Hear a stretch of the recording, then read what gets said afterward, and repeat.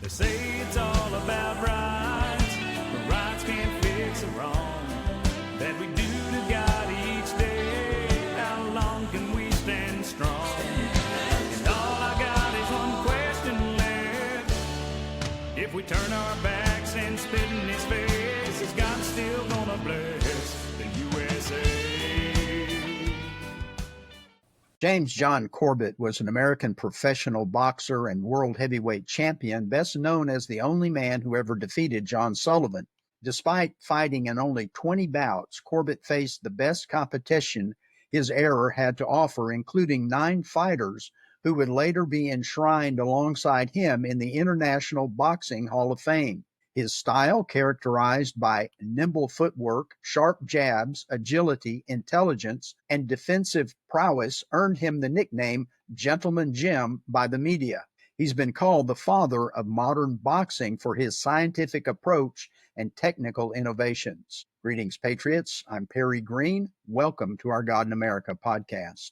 Many people think of Christ as an effeminate weakling who always turned the other cheek and walked away from trouble. As a gentleman, Jesus does not go where he is not welcome. While he waits for an invitation to enter people's lives, he is active and always been a fighter.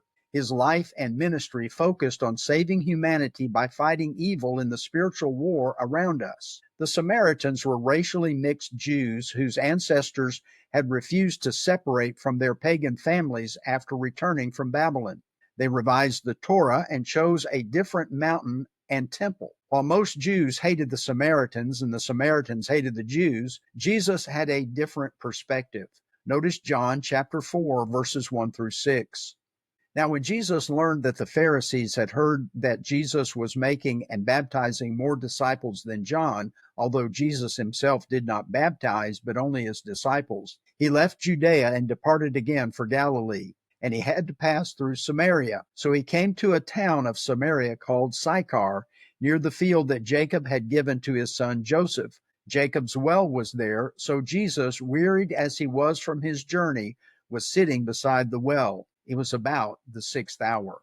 Did you catch verse 4? He had to go through Samaria. Most Jews would avoid traveling through Samaria rather than taking a shorter route through it. They did not want to be tainted by rebellious Samaritans or be forced to compromise with them in some manner. Jesus' mission included the Samaritans, and he went there to teach them. You'll remember his memorable conversation with the Samaritan woman at the well. He asked her for assistance, told her about her life, and offered her living water.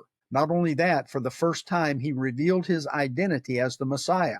She went into the village and brought the people to meet Jesus. He stayed 2 days and taught them. Later, Philip would go to the Samaritans and preach the gospel, converting many of them, as recorded in Acts chapter 8.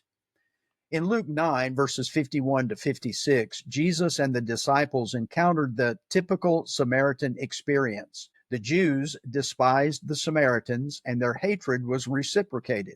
Notice the gentleman Jesus in these verses. When the days drew near for him to be taken up, he set his face to go to Jerusalem. And he sent messengers ahead of him who went and entered a village of the Samaritans to make preparations for him. But the people did not receive him because his face was set toward Jerusalem.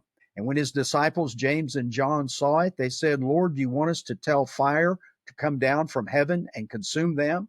But he turned and rebuked them, and they went on to another village. Jesus' nature is inclusive. He came for all of humanity, not just the Jews, as evidenced in his progression for the gospel in Acts 8, verse 1. The message was to go from Jerusalem to Judea, that's the Jews, to Samaria, and then to the whole world, Gentiles as well as Jews. When the Samaritans rejected Jesus and his disciples, the young men remembered that Elijah had called down fire from heaven, consuming the ancient Samaritans. They wanted to do likewise, but Jesus walked to another village, even as he had done in Israel. Imagine how that village felt after the resurrection, having missed the opportunity to advertise, Jesus slept here.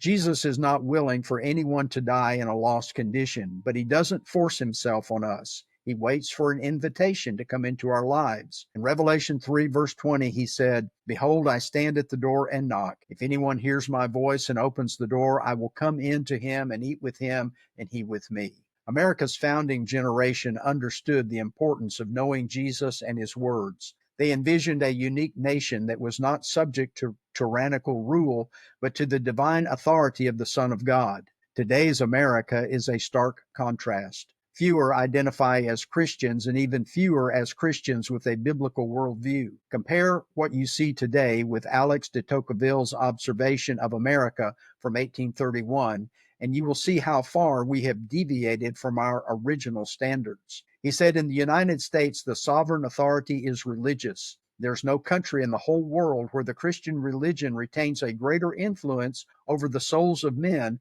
than in America. And there can be no greater proof of its utility and of its conformity to human nature than that its influence is so powerfully felt over the most enlightened and free nation of the earth. In the familiar 2 Chronicles 7, verse 14, God promises to save the nations that turn to or return to him. He warns, he disciplines, and he invites, but he does not force compliance. Will we invite him into our lives, families, cities, states, and nation? Or will we ignore his grace and mercy and send him on his way? Well, thank you for being with us today. If you'd like to donate to our God in America ministry, please visit our website at godinamerica.com, and I would appreciate your financial and prayerful assistance. Until next time, let's keep the light of choosing Jesus burning.